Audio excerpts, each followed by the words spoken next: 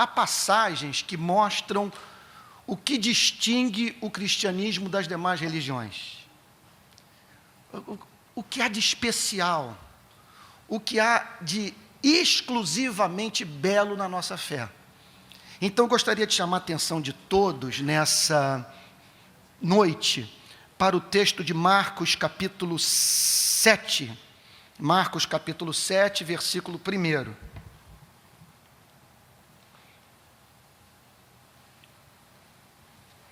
Eu não vou ler o texto todo, vou fazer o seguinte: à medida que for lendo os versículos, vou fazendo comentários sobre os mesmos e procurando, juntamente com a igreja, entender o seu significado e o aplicando nas nossas vidas, procurando ver a sua relevância para o aqui e agora da nossa relação com Deus.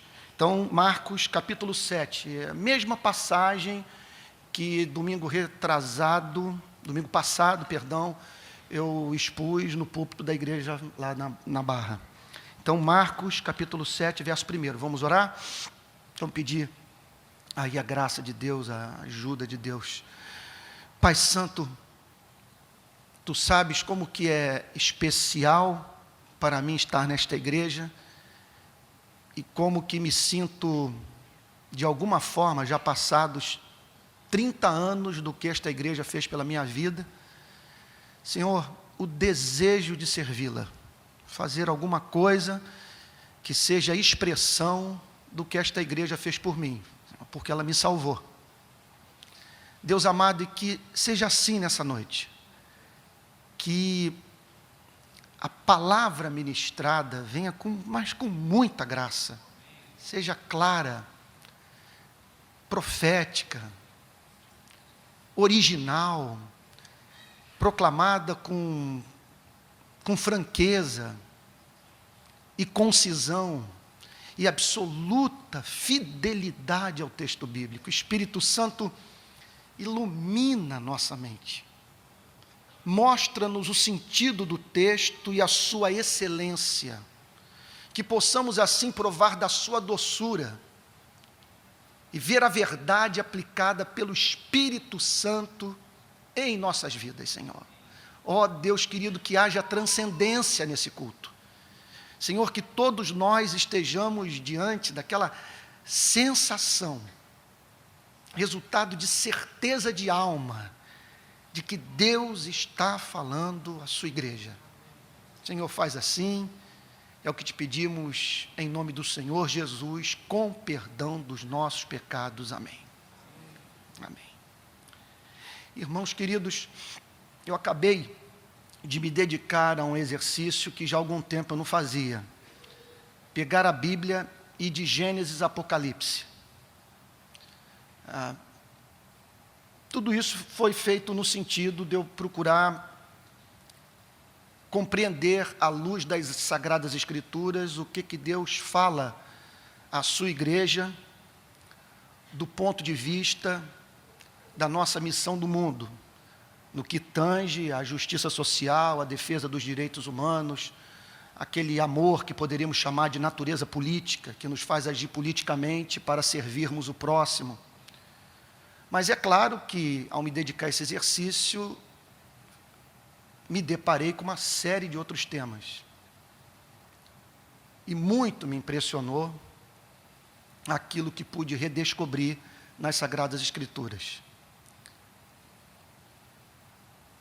Entre as muitas coisas que eu poderia mencionar, me chamou muito a atenção o fato de que, à luz do Antigo e do Novo Testamento, o maior inimigo do Evangelho não é aquele que se configura como o exato oposto da mensagem de Cristo, que seria o ateísmo. Se fôssemos pensar em termos intelectuais do que mais encontra-se distante da verdade, sem sombra de dúvida, nós nos depararíamos com o ateísmo. Nega a existência de Deus. Só que, à luz da Bíblia, o maior adversário da fé não se chama ateísmo, e sim religião. Uma das possíveis razões relaciona-se ao fato é que poucas pessoas professam fé no ateísmo. Olhem para o nosso país, por exemplo, aproximadamente, segundo estatísticas, mais de 90% da população brasileira acredita na existência de Deus, fenômeno análogo é encontrado nos Estados Unidos. E entre tantos outros países, vai para a Ásia, vai para a África. Impressionante, realmente, o homem é um ser construtor de templos, fascinado pelo sagrado, faminto por transcendência. E é justamente essa sua fixação em religião, embalada pela sua natureza caída, que faz com que ele corrompa a verdade e afaste o ser humano de Deus sem que este o perceba.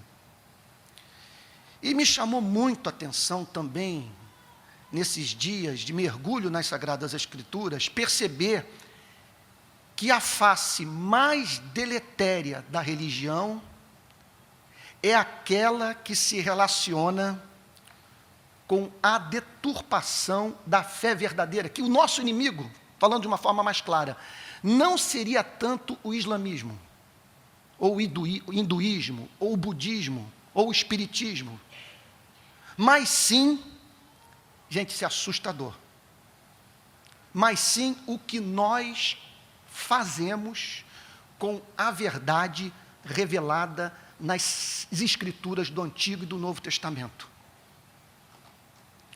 O maior inimigo do Evangelho é aquilo que a igreja pode fazer com ele.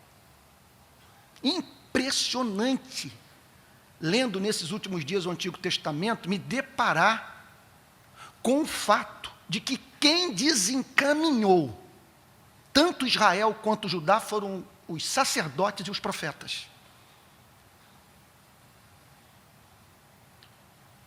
E nos chama muito a atenção perceber que as palavras mais ásperas proferidas por Cristo foram justamente aquelas direcionadas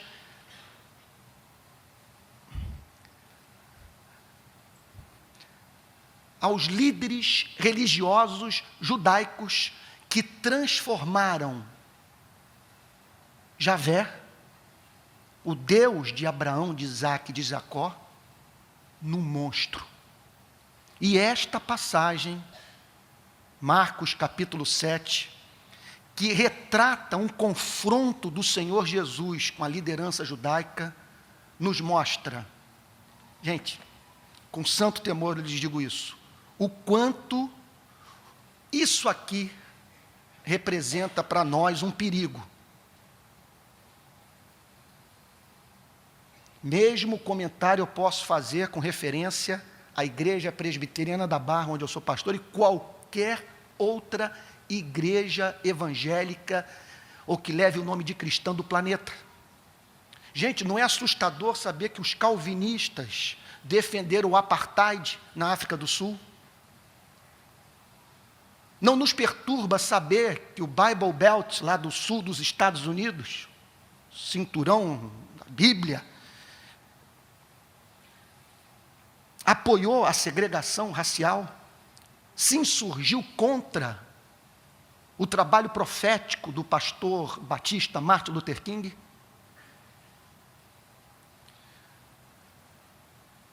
Então, olhando para o Evangelho, nós somos levados à conclusão que o Senhor Jesus, entre outras coisas, veio ao mundo para nos salvar da religião. E especialmente daquilo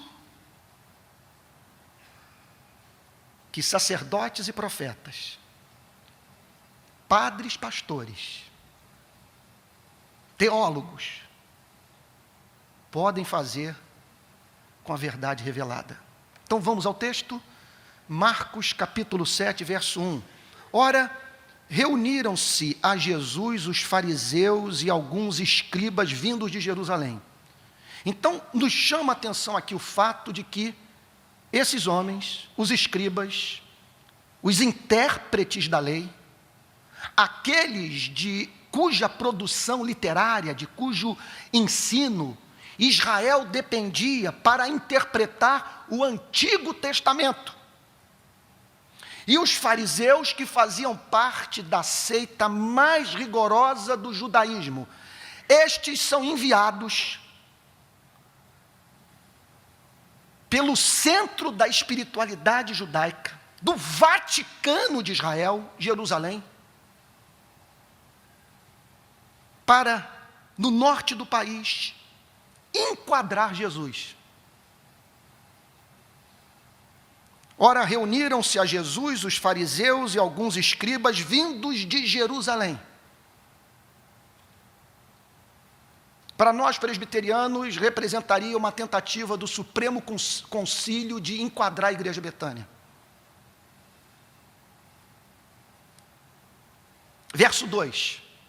E vendo que alguns dos discípulos dele comiam o pão com as mãos impuras, isto é, por lavar,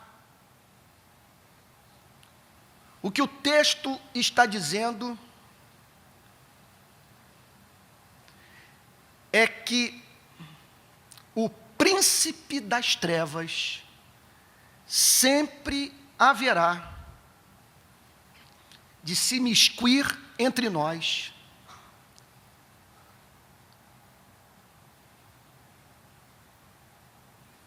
colocando perto do crente aquele que estará a examinar a sua liberdade em Cristo Jesus. O texto diz que, vendo que alguns dos discípulos dele comiam com as mãos, eles estavam com um olhar atento sobre os discípulos de Cristo, a fim de saber o que Jesus estava fazendo com a vida daqueles que dele se aproximavam.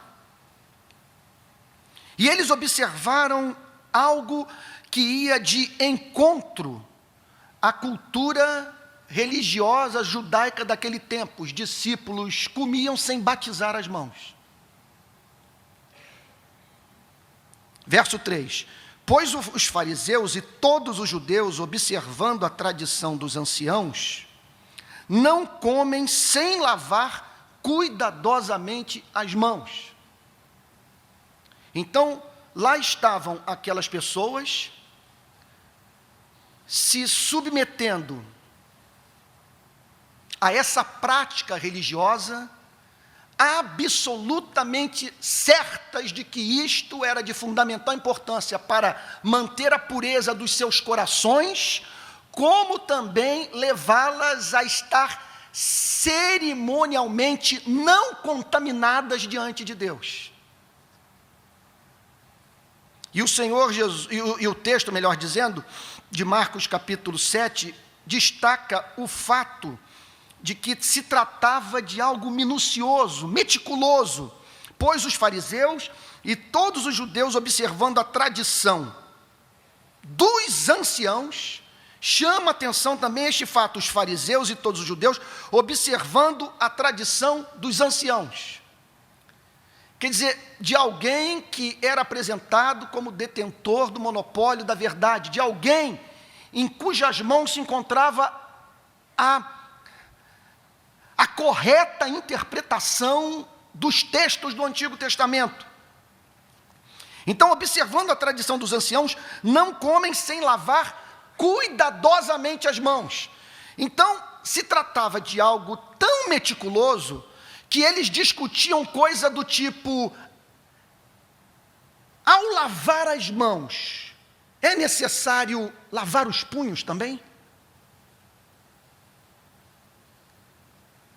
Como lavar corretamente as mãos? Vocês imaginem, então, como que era a vida de milhares de pessoas que viviam, sob o seu ponto de vista, sob o olhar atento de um Deus que se preocupava com lavagem de mãos e quem sabe até mesmo dos punhos, para que o homem pudesse finalmente contar com a boa vontade do Criador.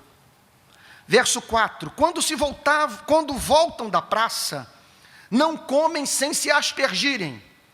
Então lá estão eles no mercado, e ali correndo o risco de esbarrarem num gentio, e se tornarem cerimonialmente impuros. Então, no minuto seguinte, corriam para casa e tratavam de se banhar.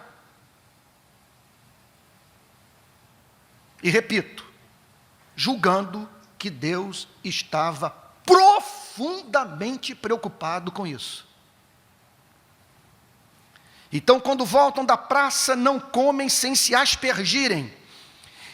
E não apenas isso, e há muitas outras coisas que receberam para observar, como a lavagem de copos, jarros e vasos de metal e camas, que poderia acontecer de uma mulher, no período do ciclo menstrual, sentar-se na cama de um servo de Deus, e aquela cama então ter se tornado cerimonialmente impura, podendo assim então contaminar o adorador. Então, o que o texto está dizendo é que não se tratava todo esse ritual de purificação de uma neurose isolada. Estava incluída numa série de outras práticas mais, e que eram tidas como aplicação fiel do que Deus havia revelado nas Escrituras do Antigo Testamento.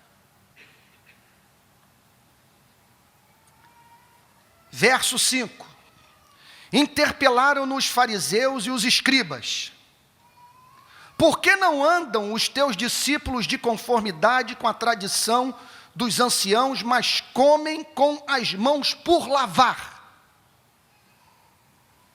E aqui, meus amados irmãos, nós nos deparamos com um outro lado da fé cristã, que para nós, em geral, passa despercebido. Porque nós vivemos sempre com a impressão que o propósito do Evangelho é mostrar o quão estreito é o caminho da redenção.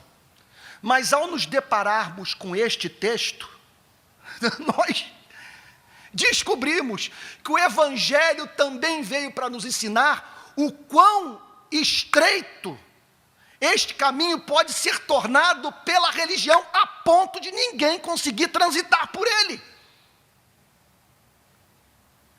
E durante aquele período de convívio com o Senhor Jesus, simplesmente o nosso Salvador, quer dizer, o período de convívio dos discípulos com o Senhor Jesus, simplesmente o Senhor Jesus não tocou no assunto.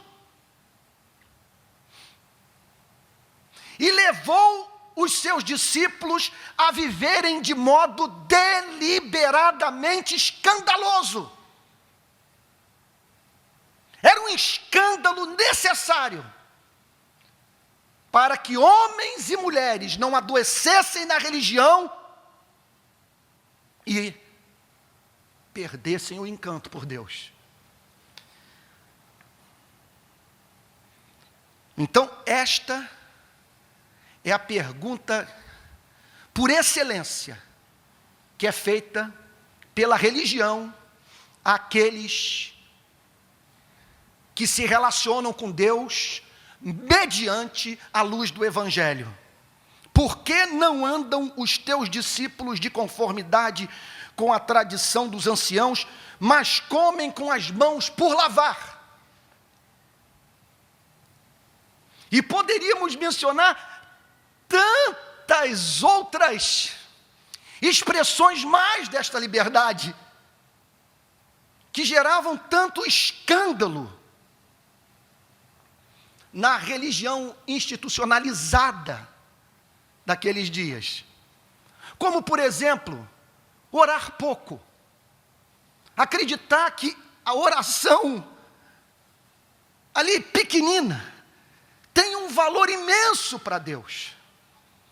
Pois o próprio Jesus havia ensinado aos seus discípulos a não presumirem que o Deus que existe para aquecer a vontade humana demanda daquele que o serve longas súplicas. Caso contrário, ele não será demovido do seu desejo de não abençoar. Por isso que o Senhor Jesus, no Sermão da Montanha, faz o seguinte corretivo: olha, gente, e quando orarem, não useis de longas repetições. Quem ora assim é pagão. O Pai pede que vocês se aproximem dele livremente, se relacionem com ele dentro daquilo que o momento espiritual de vocês lhes permite viver. Então, isso é muito importante ser dito. Deixa eu abrir um parênteses aqui. Porque nós ficamos lendo esses livros sobre avivamento e que falam da vida de oração de Lutero, da vida de oração de Jonathan Edwards e sei lá de mais quem.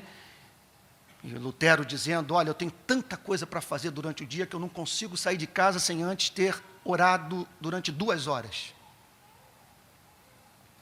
Então, estabelecer, e é maravilhoso se você orar 2 horas, porque você está encantado por Deus, e a graça o visitou, você tem fome, sede da presença de Deus, isso é uma coisa maravilhosa.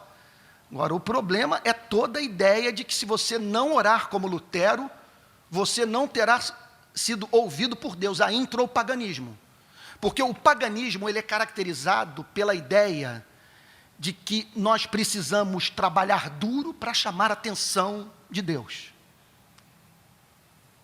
O que o paganismo vai propor é sempre trabalho duro associado à prática de idiotices para chamar a atenção da divindade.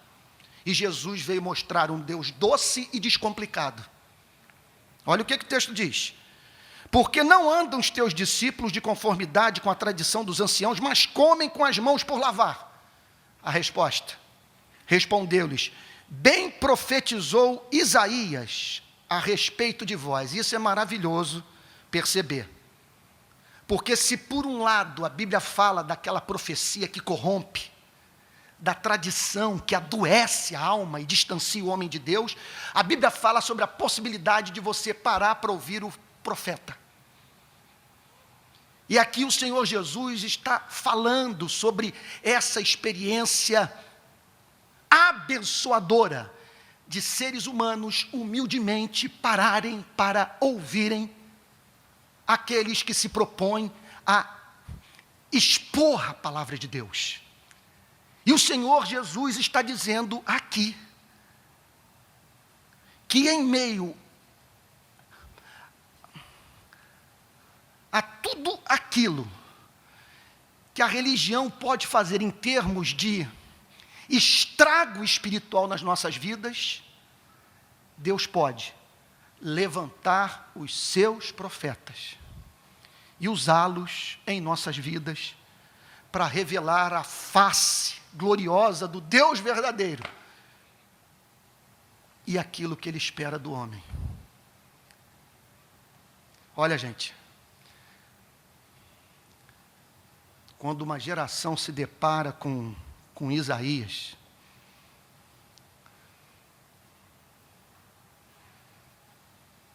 quer dizer, quando você tem no púlpito da sua igreja um homem íntegro, santo, que expõe com fidelidade as Sagradas Escrituras, deixa eu lhe dizer uma coisa, é uma grande expressão do amor de Deus pela sua vida, porque esta não é a experiência da maioria, é milagre. E quando nós detectamos uma expressão do amor de Deus como essa, a nós nos cabe evitar todos os esforços para que sejamos nutridos através deste a quem Deus levantou. E isso é possível, e aqui está o Senhor Jesus dizendo: olha, bem profetizou Isaías a respeito de vós, hipócritas. Hipócritas. Ele está falando aqui de uma encenação. Ele está falando aqui que todo este zelo, toda esta tentativa de cercear a liberdade da igreja, não era resultado de um sincero desejo de glorificar a Deus. Havia algo por trás daquela atitude legalista. O texto diz: respondeu-lhes, o Senhor Jesus bem profetizou Isaías a respeito de vós, hipócritas, como está escrito: este povo honra-me com os lábios, mas o seu coração está longe de mim. Então vocês vejam como que nós temos que ser criteriosos quanto às manifestações espirituais na igreja, a ponto de não atribuirmos de modo precipitado a operação do Espírito Santo aquilo que é carente de evidência de ser proveniente da parte de Deus. Quer dizer, existe a verdadeira obra do Espírito e a falsa obra do Espírito Santo. Existe a verdadeira conversão, a falsa conversão, a verdadeira paz, a falsa paz, a verdadeira alegria, a falsa alegria. E aqui ele está falando sobre a falsa adoração. Se você parasse para pensar no que aquela gente falava, como cantava,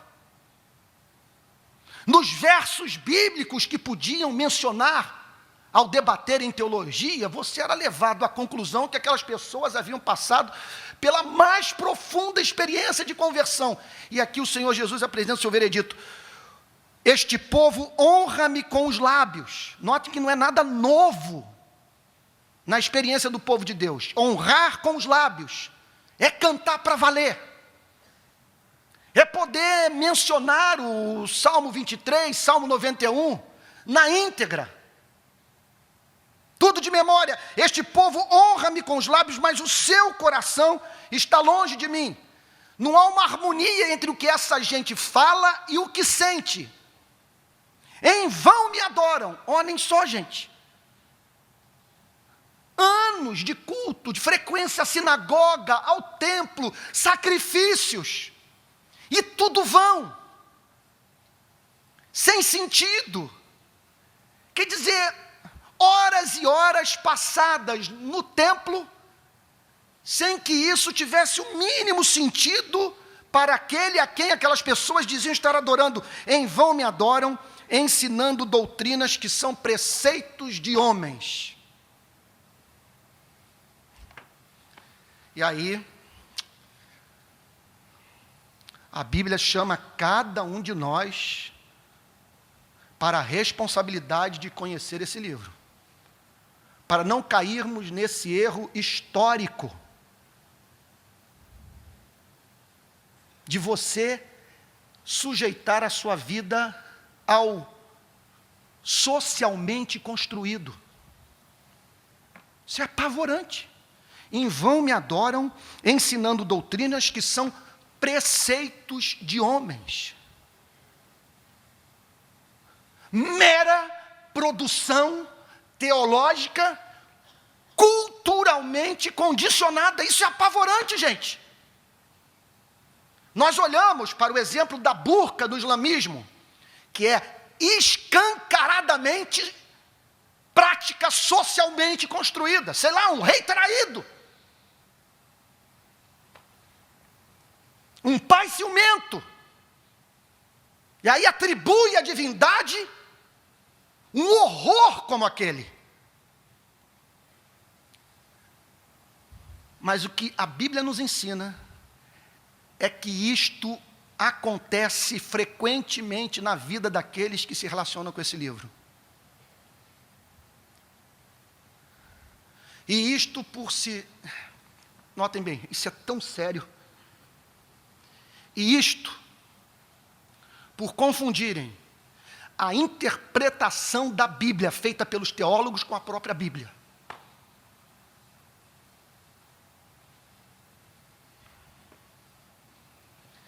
E esse é um problema ao qual todos nós estamos expostos. De certa forma, não há ninguém mais exposto a esta manipulação do que você e eu. Por quê? Há uma coisa que nos une aqui. Nesse ponto nós somos muito parecidos. Nós somos um tipo de ser humano diferente. Você e eu não conseguimos viver sem transcendência. Nós não conseguimos admitir felicidade que não tenha resposta para as grandes questões da existência humana. Quem somos, de onde viemos, para onde vamos. Conforme eu disse na mensagem passada, para nós, só os idiotas e os que conhecem a Deus conseguem ser felizes. Nós temos obsessão por uma felicidade que tem uma base intelectual adequada. E nós fomos, em algum ponto da nossa vida, levados à conclusão que, sem Jesus, o cobertor é curto. E é por isso que você está nesse templo. Você está aqui porque não consegue viver de outra maneira. É o que acontece nesta obsessão, especialmente quando ela vem associada à preguiça de estudar esse livro. Nós podemos cair nesse laço satânico. Em vão me adoram, ensinando doutrinas que são preceitos de homens. Verso 8. Negligenciando o mandamento de Deus, guardais a tradição dos homens. Gente, isso é coisa da gente cair de joelhos e perguntar a Deus: Senhor, que cultura religiosa é essa que nos leva a nos preocuparmos com o socialmente construído, e muitas vezes o socialmente construído por mentes enfermas, e estarmos tão obcecados com este tipo de coisa, a ponto de perdermos de vista a tua própria vontade, e aquilo que tu anelas para a vida do homem. Então, negligenciando o mandamento de Deus, guardais a tradição dos homens. E aí o Senhor Jesus vai para um exemplo. Ele poderia mencionar vários, mas ele faz uma aplicação prática do ponto que está enfatizando. Verso 9. E disse-lhes ainda, jeitosamente, jeitosamente. Ele está falando aqui agora da malandragem da religião. Ele está dizendo também que nós não somos apenas vítima, que nós não apenas podemos ser manipulados por um pregador, que hoje está aqui neste púlpito,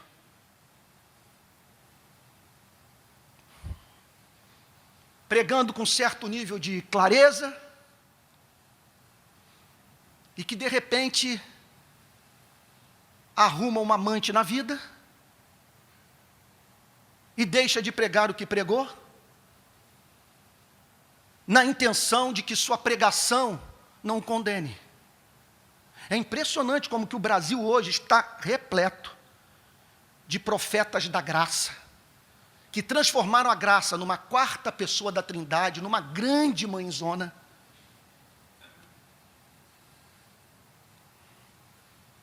que está sempre a acariciar aqueles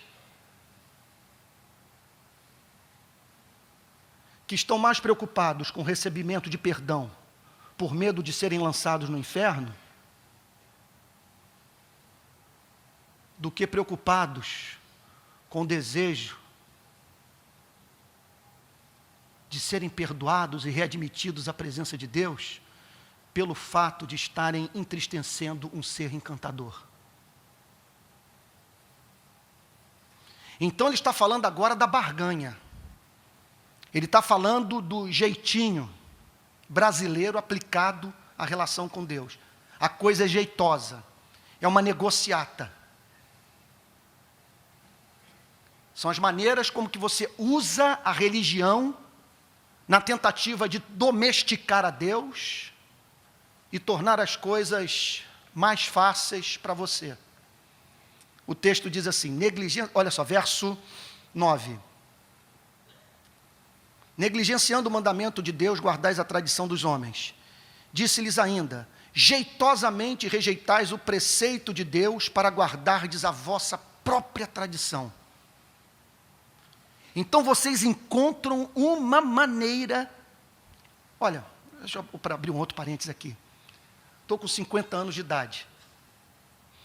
Aquilo que poderia talvez parecer arrogante, quando eu pregava na casa dos 20,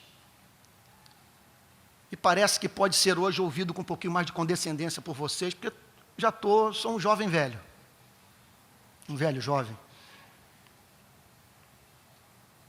30 anos de ministério. Desde que eu me converti, eu estou envolvido com igreja, lidando com milhares de pessoas. Eu só não me tornei cínico por causa do Evangelho.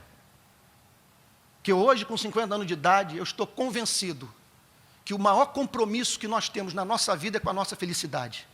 Eu nunca vi ninguém ficar do lado da verdade contra si mesmo. No meu ministério, os problemas que eu enfrentei na igreja local, eu nunca vi na minha vida a verdade conseguir sobrepujar o vínculo de sangue. Nós somos visceralmente propensos à mentira.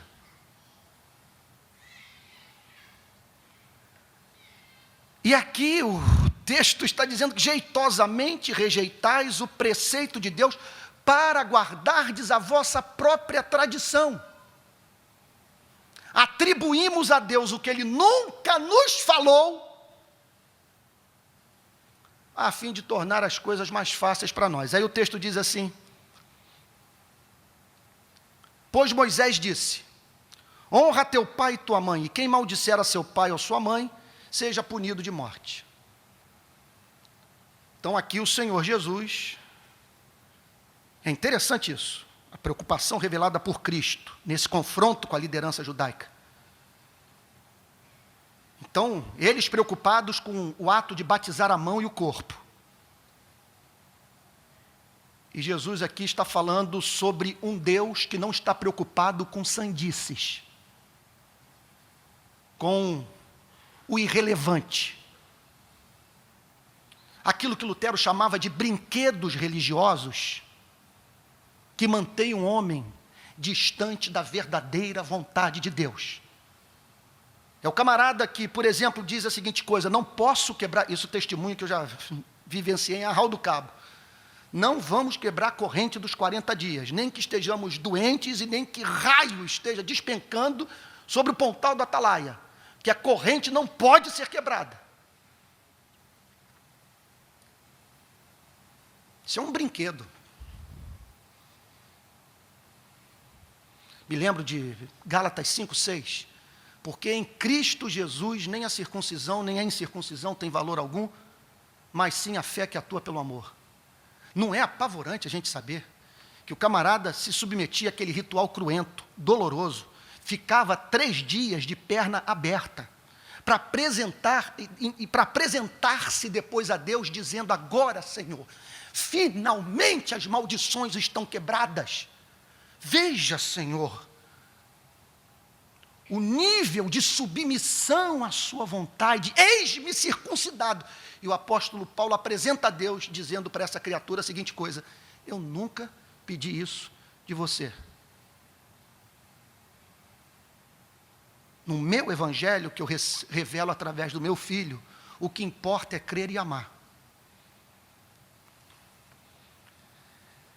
Então aqui o Senhor Jesus sai dessa história de voltei do mercado e passei água no corpo, porque eu posso estar levando um pedaço da pele do gentio, e para a relação do homem com seus progenitores, pai e mãe. Pois Moisés disse, honra teu pai e tua mãe, quem maldisser o seu pai ou sua mãe, seja punido de morte. Isso é bonito, isso é racional. Porque quanto mais nós somos devedores a um ser humano, maior o nosso dever de amá-lo. Vós, porém, esse porém que esse que é o problema. Vós, porém, quer dizer, Deus diz uma coisa e o homem declara outra. Deus diz, vamos acabar com o regime da escravidão, isso é uma iniquidade. A religião diz, isso vai desestabilizar a economia do nosso país, que depende do trabalho escravo. Vós, porém, dizeis, se um homem disser a seu pai ou sua mãe, aquilo que poderias aproveitar de mim é corbã, isto é, oferta ao Senhor. Quer dizer, o dinheiro que eu poderia usar para ajudá-lo na velhice, é corbã, é consagrado a Deus. Então o dispensais de fazer qualquer coisa em favor de seu pai ou de sua mãe. Por que esse tipo de afirmação? Nos comentários bíblicos que eu consultei, me pareceu que os comentaristas chegaram a algumas conclusões próximas da verdade ou verdadeiras expressões do que a palavra de Deus tenciona ensinar. Isso é corbã, mas sem a mínima possibilidade da oferta parar no gasofilácio da igreja. Era uma maneira sutil, malandra, de manter o dinheiro consigo mesmo. Uma outra possibilidade, isso é corbã, porque é mais conveniente para o meu status, quer dizer, para a minha posição social, que essa oferta chegue ao templo, do que seja feita de modo secreto. O fato é o seguinte, que havia alguma motivação, seja qual for a interpretação que você der para essa prática religiosa, quer dizer, havia uma motivação pecaminosa que os levava, com a chancela da religião, passarem por cima de um dos mandamentos mais elementares da palavra de Deus, e preceito moral este, que encontramos até mesmo entre os ateus. O amor que nós devemos aos nossos pais. Vocês vejam o que a religião pode fazer com um homem. Pode levá-lo a perder a afeição natural. De você, depois do contato com a religião, perder o que tinha. Estabelecer um padrão ético inferior ao dos pagãos. Verso 12. Então o dispensais de fazer qualquer coisa em favor de seu pai e de sua mãe.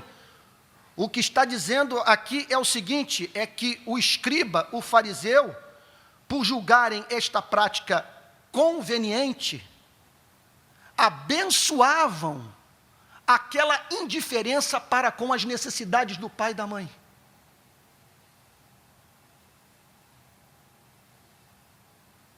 Quer dizer, havia o endosso do padre, do pastor.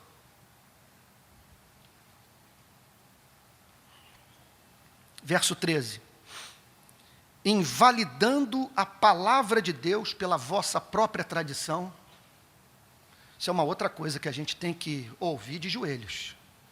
Invalidando a palavra de Deus pela vossa própria tradição. Então você cria uma realidade religiosa, quer dizer, socialmente construída, fruto de interação humana. Gente, isso é apavorante. E acaba você, então, criando um mundo dentro do qual não pode viver. E como esta coisa é introjectada, você passa a ser aquela espécie de prisioneiro que com muito zelo cuida das paredes do cárcere, para não fugir. E se um anjo aparecer a você, pregando o evangelho, você não será demovido em razão, entre outras coisas, das conexões emocionais que você tem com a tradição religiosa que herdou.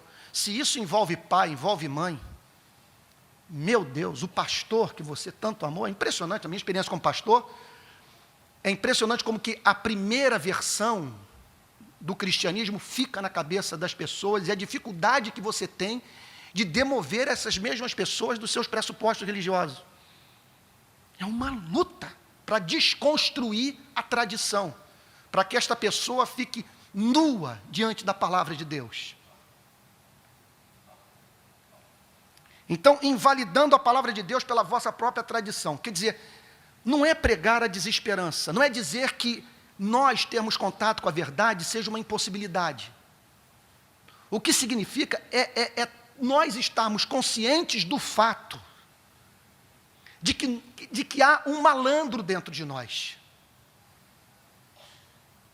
que há uma tendência em nós em buscar mais a nossa felicidade do que a verdade. E que faremos o que estiver ao nosso alcance para que este livro se converta a nós, em vez de nós nos convertermos a ele. Invalidando a palavra de Deus pela vossa própria tradição, que vós mesmos transmitistes, e fazeis muitas outras coisas semelhantes. Notem, quando ele diz, vocês estão invalidando a palavra de Deus pela vossa própria tradição, ele está se dirigindo àqueles que foram enviados pela sede do judaísmo, dos dias de Jesus. Eles foram mandados por Jerusalém, conforme eu disse no início da mensagem, para enquadrar o Senhor Jesus. Verso 14. Convocando ele de novo a multidão, disse-lhes, ouvi-me todos e entendei. Gente, isso aqui é muito sério.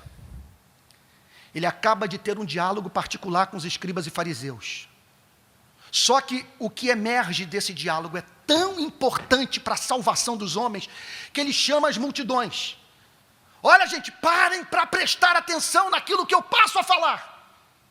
Com base no diálogo que acabei de ter com lideranças religiosas, e que me moveu a lhes dizer, por amor à alma de vocês, aquilo que todos devem guardar no coração.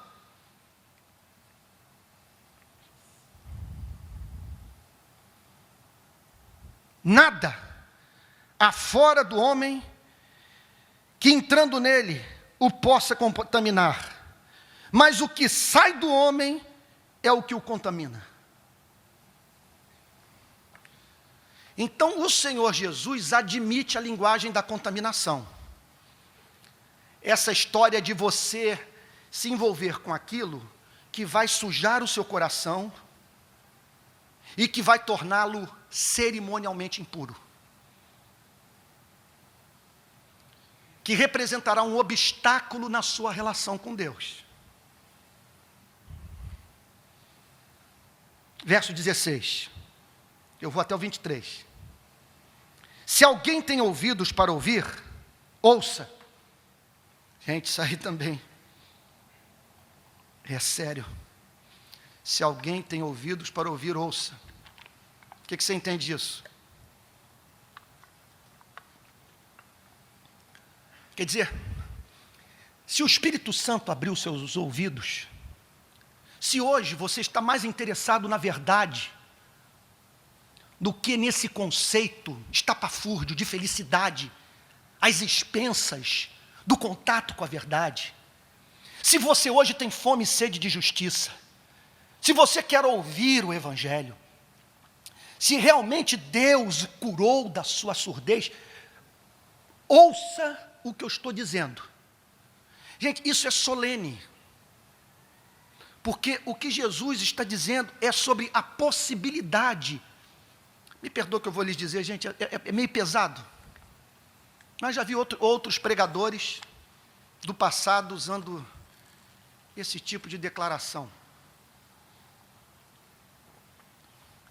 de, a partir do contato com a instituição religiosa, a pessoa se tornar 2 vezes mais filha de Satanás.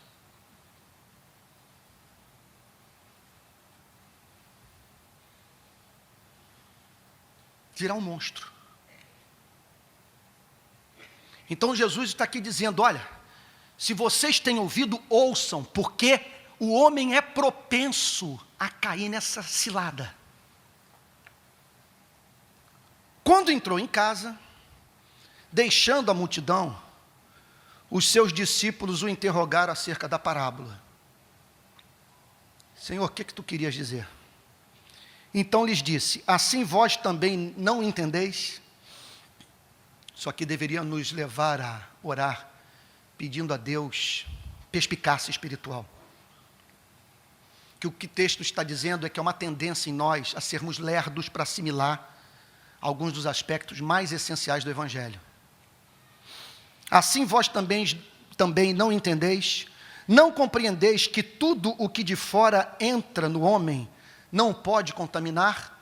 E aí o suspense, porque até aqui eles não entenderam nada. Que o Senhor Jesus está repetindo o que havia acabado de falar. E aí vem a bomba atômica da interpretação do dito enigmático. Porque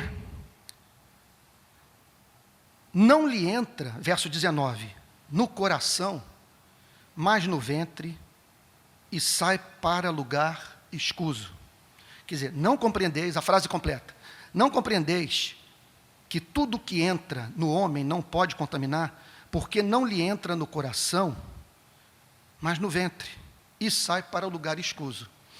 A linguagem não poderia ser mais escandalosa, chocante. É o meu consolo para as vezes que eu perco o equilíbrio no púlpito e volto para casa chorando por ter falado aquilo que pode ter ferido consciências. Mas parece que às vezes essa forma de comunicação gráfica,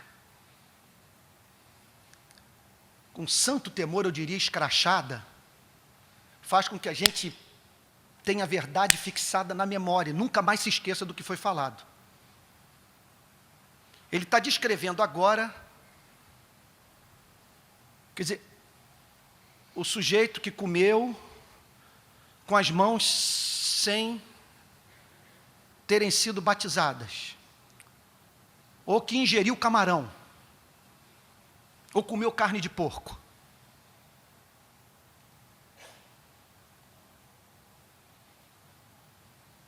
Aos olhos de Deus, o que aconteceu? Um fenômeno biológico. Ele comeu, o alimento foi parar no estômago, passou pelos intestinos e pelo ânus foi lançado na latrina. Quer dizer, o que Jesus está dizendo é o seguinte: para aquele que teve a mente iluminada para o Evangelho, uma experiência como essa só o ajudará a saber que ele é um ser que defeca. Isso é extraordinário. Aliás, é uma grande afirmação metafísica. Quem somos? Seres que urinam e defecam. Gente, eu acho não estou aqui querendo ser bombástico. Mas é isso que somos. O homem nascido da mulher vive breve tempo, cheio de inquietação, nasce como a flor e murcha, foge como a sombra e não permanece. Louco, esta noite te pedirão tua alma. Essa fragilidade da qual nós devemos estar cônscios, aquilo que alguém já chamou de senso de criaturidade, de você tomar consciência desta pequenez e se humilhar.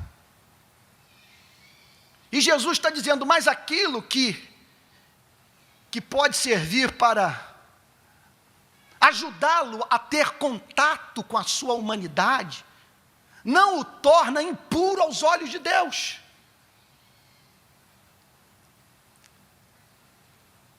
Então ele diz aqui, Porque não lhe entra no coração, mas no ventre, e sai para lugar escuso.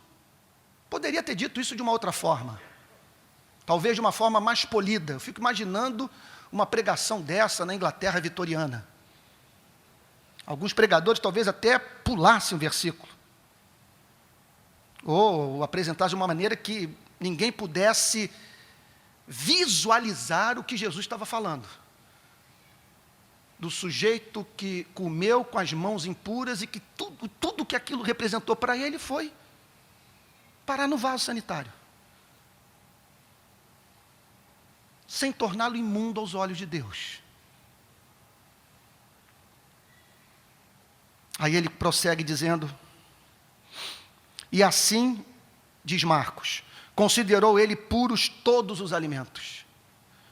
Então, com isso, os discípulos chegaram a uma conclusão mais ampla, que aqui, todo aquele conjunto de leis cerimoniais de Israel caíram por terra.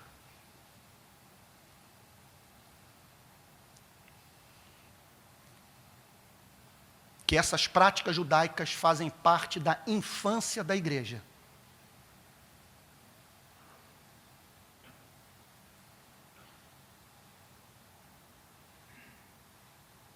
Verso 20. E dizia, o que sai do homem, isso é o que o contamina. Agora eu vou lhes falar daquilo que contamina o homem, que endurece o seu coração, entorpece a sua mente e o impede de ter comunhão com Deus. Agora eu quero lhes falar sobre a verdadeira contaminação. É como se o Senhor Jesus estivesse fazendo o seguinte, olha, eu vim para que vocês passassem a se preocupar com aquilo que preocupa a Deus. É que procedem os maus desígnios, a prostituição, os furtos, os homicídios, os adultérios, a avareza, a malícia, o dolo, a lascívia, a inveja, a blasfêmia, a soberba, a loucura. Ora, todos estes males vêm de dentro do coração e contaminam o homem.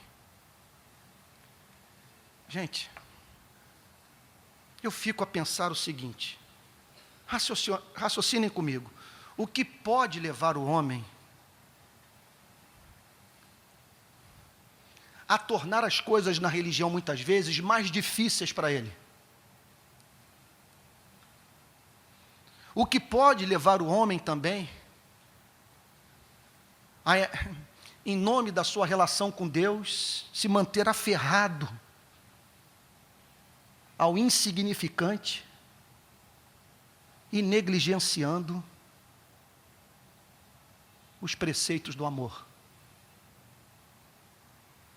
Se eu fosse dar uma explicação mística, teológica, eu diria o seguinte, é porque o diabo existe. Porque ao tornar a relação com Deus isso aqui, proposto pelos escribas e fariseus, nós perdemos o respeito por Deus, nós perdemos o encanto, passamos a agasalhar no coração um ressentimento secreto, tudo perde a beleza. Toda essa história de lavagem é porque a graça é um escândalo. E para nós é difícil lidar com um Deus descomplicado que só pede do homem fé que atua pelo amor. E aqui o Senhor Jesus descreve então o que contamina o homem. O que torna o homem impossibilitado de ter comunhão com Deus Santo. E a conclusão que nós chegamos, que o que contamina o homem é não amar. Olha o que o texto diz, porque de dentro do coração dos homens é que procedem os maus desígnios. No grego é um diálogo que você mantém consigo mesmo, um diálogo cretino, safado, que tem como objetivo destruir vidas humanas, maquinar o mal,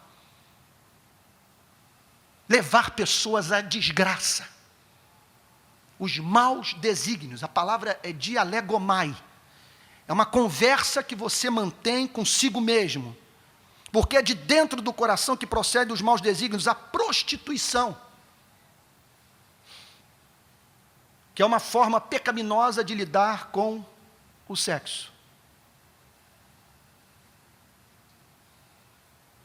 É o sexo sem amor. Coração que duvidou da palavra de Deus. Porque quando esse sujeito furta, ele está dizendo o seguinte: a providência divina não é suficiente para me sustentar. Isso é incredulidade. Os homicídios. Homicídio é algo grave, repugnante aos olhos de Deus. Matar e deixar matar. O massacre do Carandiru acontecer, ou da Candelária, ou de Queimados, e a igreja não ir para a rua. A ideia de que eu tenho direito de remover seres humanos da vida, assentando-me no trono de Deus. Os adultérios, que é a decisão de entrar na família de alguém e destruí-la. Não tem direito de entrar na família de ninguém. E achar que o meu amor legitima o estrago. A avareza, que é o desejo de ter, de possuir as coisas. Obviamente que isso é uma grande expressão de incredulidade, como todas as outras. Porque a ideia de que eu preciso ter o que me for possível amealhar a fim de viver com segurança. A fim de que minha vida tenha sentido. A fim de que pessoas me admirem, me bajulem. Avareza. As malícias.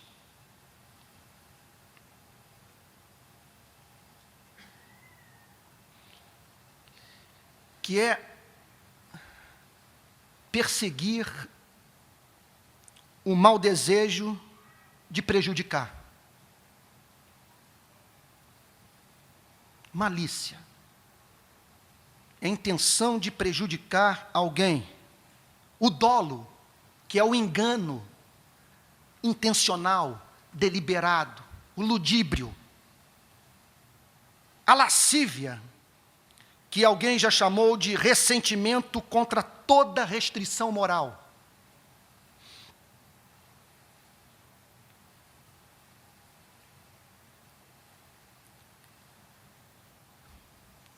Que significaria os seus instintos determinarem o curso da sua vida.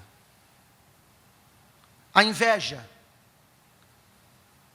que significa você adoecer por dentro em razão da felicidade do próximo. É uma grande incredulidade. Você julgar que Deus o está preterindo por não ter lhe dado aquilo que decretou conceder a outro. Sem o que você não pode ser feliz.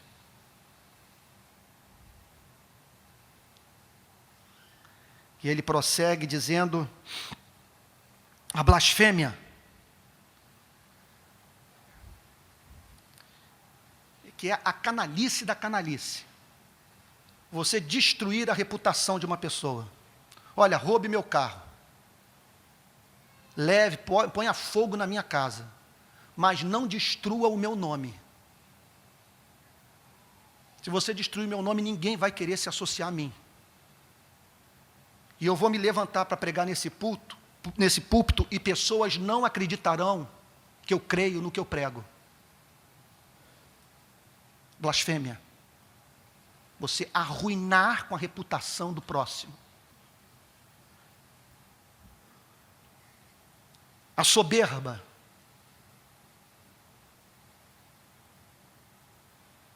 A soberba.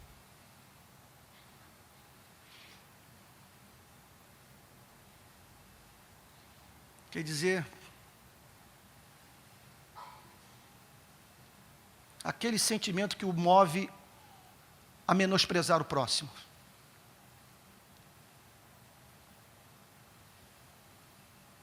A ideia de que você vê o que ninguém consegue enxergar, entre outras tantas expressões mais da loucura humana, que leva aquele cujo batimento cardíaco é sustentado pelo poder de Deus a se julgar superior aos demais seres humanos. E por fim, Jesus menciona a loucura. Aqui não é a doença mental, mas é a pessoa viver sem levar em consideração o fato de que o princípio da sabedoria é temer a Deus. É você tomar todos esses caminhos pecaminosos a fim de obter a felicidade, passando por cima de tudo e de todos, e afrontando a própria palavra de Deus. Ora, todos estes males vêm de dentro e contaminam o homem. A que conclusão que nós chegamos? O que eu posso lhes dizer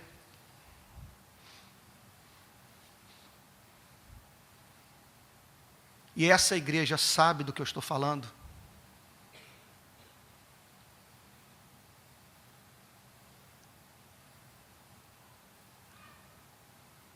é que nós pastores podemos enlouquecer. Da noite para o dia, pararmos de pregar aquilo que um dia ensinávamos, na perspectiva de justificarmos as escolhas que fizemos em vida. E isto aqui, um lugar como esse, até mesmo, se tornar uma ameaça ao seu bem-estar espiritual.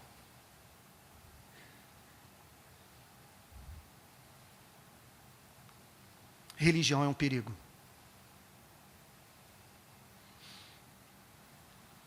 Num lugar como esse,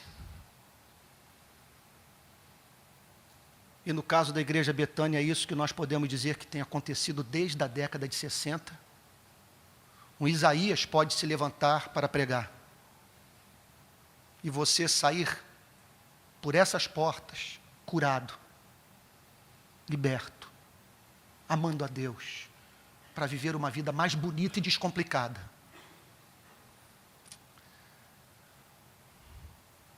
Mas como toda instituição tem a tendência de, no decorrer do tempo, se transformar no seu oposto,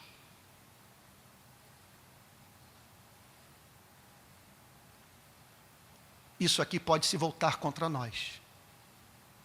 Por isso que manter esse texto aberto é de fundamental importância para que esta igreja seja sempre um lugar onde Isaías prega e as pessoas saem para glorificarem a Deus. Mas pode acontecer dos escribas e fariseus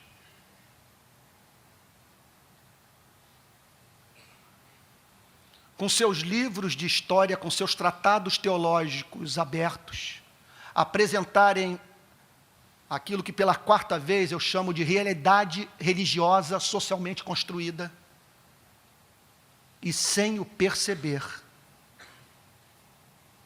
nós nos afastarmos de Deus e mais preocupados com lavar as mãos do que cuidar de pai e mãe.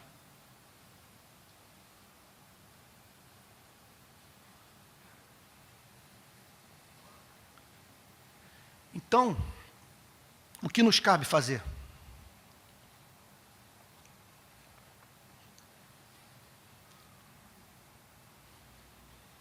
Em primeiro lugar, exigir sempre que nós, pastores, preguemos expositivamente a Bíblia. Que o culto não se transforme num show, numa sessão de autoajuda, num lugar onde Jung e Freud são mais mencionados do que Jesus Cristo. Que aqui seja um lugar onde a palavra de Deus seja proclamada com franqueza. Aqui é o lugar, usando a linguagem da favela, é o lugar do papo reto. A Bíblia é aberta e o pregador vai direto ao ponto.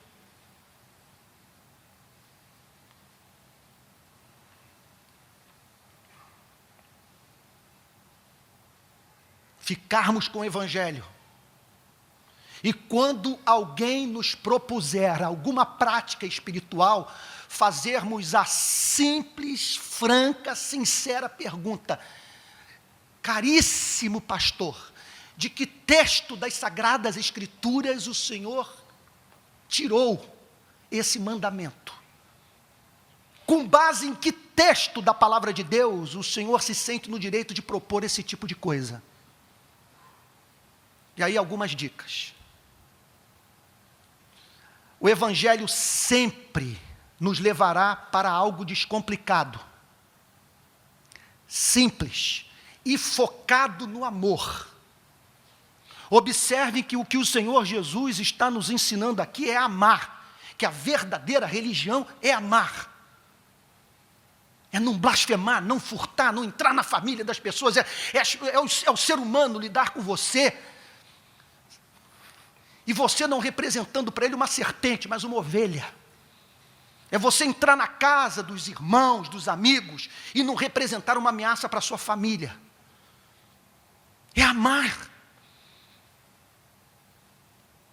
O Evangelho também vai nos ensinar que o Criador é bom, e não pede do homem aquilo que inviabiliza a sua vida.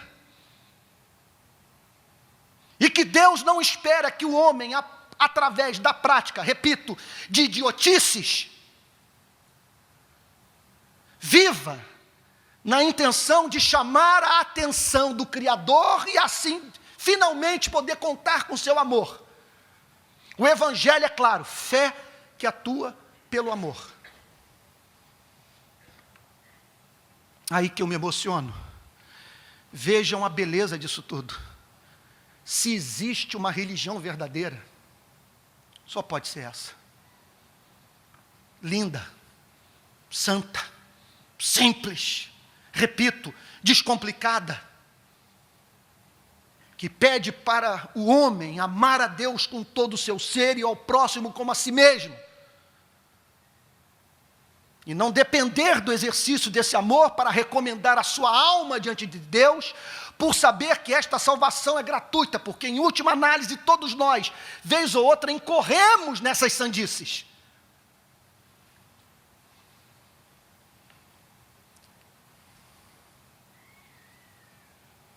Que levemos a sério o princípio das igrejas calvinistas. Igreja reformada, sempre se reformando. Sempre nós teremos a necessidade de reformar a igreja, porque haverá sempre a tendência, notem bem, são dois movimentos, ou das mentes mais legalistas predominarem, e nós tornarmos o caminho mais estreito do que ele é,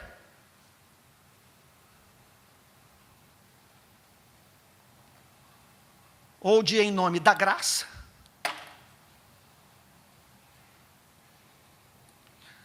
anunciarmos um Deus que está mais preocupado com a nossa felicidade do que com a nossa santificação. Então, o que nós precisamos, gente, é ser igreja evangélica, onde o evangelho é pregado, onde a tradição seja submetida ao crivo das Escrituras Sagradas. Em outras palavras, isso aqui pode se tornar, como tem sido, a Igreja Presbiteriana Betânia, num canal da expressão do amor de Deus pela sua vida. Foi isso que essa igreja fez por mim. E não estou querendo chamá-lo para se tornar pessimista, cético quanto a toda e qualquer espécie de expressão da fé que assuma esse contorno institucional, se é que eu posso dizer assim. Não é isso. Mas nós entendermos que o tesouro habita em vasos de barro, que no nosso país tragédias têm acontecido, pessoas têm sido desencaminhadas através da pregação dos falsos profetas, ou que em nome da graça banalizam a lei, ou que em nome da lei se esquecem da graça. E que é possível, portanto, meu Deus, a cada domingo, a cada encontro, Isaías falar, o Evangelho prevalecer, e nós gradativamente sendo salvos da religião, nos livrando do que há de pagão ainda dentro do nosso coração, e saindo daqui, conforme acabei de dizer, para viver vida bonita. Agora, contudo, como nós somos filhos de Adão, como a história nos ensina que a igreja de Roma se transformou no Vaticano, que a igreja de Jerusalém do Pentecoste, segundo os historiadores, depois se transformou num centro de irradiação das maiores heresias. E poderia mencionar tantos outros exemplos mais, de cristãos que apoiaram o apartheid, de pastores que no século XIX tinham escravos dentro de casa, e que só tratavam de ensinar a igreja a tratar bem os seus escravos. É necessário, repito, que nós nos mantenhamos evangélicos, e ouvindo Jesus, e submetendo tudo aquilo que é feito nesse lugar, em nome de Deus, ao crivo da palavra de Deus. Nesse ponto, e aqui eu concluo, eu gosto mais da reforma calvinista do que da luterana. Porque a luterana tratou de banir aquilo que a Bíblia proibia. E a calvinista, por isso que o movimento calvinista, na Suíça, ele é chamado de reformado, ele tratou também de banir aquilo que a Bíblia não pede. Então, são dois movimentos. De não nos sujeitarmos, de não praticarmos, de não nos envolvermos com aquilo que a Bíblia claramente proíbe, e não nos deixarmos escravizar por aquilo que Deus nunca pediu de nós. Que Deus nos dê graça para ficarmos com o Evangelho e permitirmos que Jesus nos salve da religião. Vamos ficar de pé, vamos orar.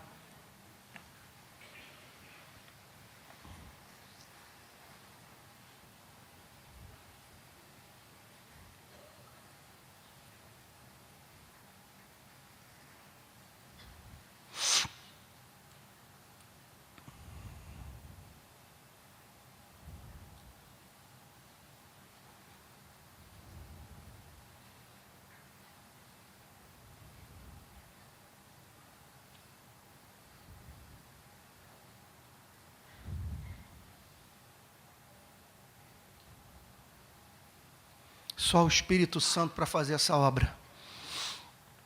E é Ele que nós vamos invocar agora, para que sejamos lavados pela palavra de Deus. Pedir para o pastor Vanderlei nos conduzir a Deus em oração. Senhor, sendo o Senhor da nossa vida, retira de nós, Senhor, preceitos, tradições, liturgias no nosso viver, Pai, que não tem nada a ver contigo, com tua palavra, com tua vontade. Retira de nós, Senhor, toda expressão de religiosidade que temos acreditado, Senhor, serem fiéis a Ti, mas não tem nada a ver contigo. Tira da gente, Senhor. Por favor, tira de nós, Senhor. Purifica a nossa fé, que na nossa vida predomine a pureza do Evangelho. Amém. do teu evangelho, da tua palavra, Senhor, em nome de Jesus, Senhor. Faz de nós, Pai, gente que está aqui, tua igreja, faz de nós, Senhor, uma igreja bonita, porque fiel mesmo à palavra. Que o nosso interesse único seja apenas esse, agradar a Ti, ser fiel a Ti, ao que está na palavra mesmo, Senhor. Dá-nos discernimento, Senhor, de saber o que temos acrescentado, por favor, Senhor, e devemos retirar, e o que temos desobedecido. Espírito Santo, o que te pedimos é para um fim apenas, para a glória do teu nome, para a gente não servir de empecilho, de tropeço na caminhada de muitos para ti, para te amar, para viverem a fé verdadeira. Não deixa, Senhor, a gente cair nesse caminho de engano. Livra-nos de legalismos. Por favor, Senhor, ajuda-nos a nos apegarmos à palavra, com amor. Mas, Senhor, sem Ti, nada podemos fazer. Nossas inclinações por nós mesmos, Senhor, nos levarão, ó Pai, com certeza, Senhor, não a este caminho de beleza, mas de feiura. Não queremos esse caminho, Pai. Espírito Santo, venha sobre nós. Espírito Santo, por favor, que não apenas nossos cultos sejam cultos de adoração verdadeira, fiéis à palavra, mas nossa vida no dia a dia, é o que te rogamos, no dia a dia, já quando acordarmos amanhã, agora à noite, toda hora, essa palavra esteja sendo lembrada e aplicada em nossos corações pelo Espírito Santo, a Tua palavra, Senhor. Por favor, para que a gente a viva, Senhor, para que a gente viva essa palavra no trabalho, em casa, por favor, Senhor. E assim o Teu nome seja glorificado, o Teu amor seja revelado. Nós oramos em nome de Jesus, para a glória do Teu nome. Tem misericórdia de nós, Senhor. Aplica, segundo aquilo que Tu sabes, o que Tu sabes que cada um aqui presente precisa ouvir, Senhor. Aplica, Pai, retirando, acrescentando o que tem que ser acrescentado, retirando, aplica em mim, Senhor. Olha aquelas dificuldades que já reconhecemos, tem misericórdia de nós. Tudo é para a glória do Teu nome. É mesmo, Senhor, para que essa cidade Te veja em nós, Senhor, veja o Teu amor em nós, Senhor, sejamos expressão da Tua graça e do Teu amor, da Tua palavra, em nome de Jesus, nós oramos, amém, Senhor, glória ao Teu nome.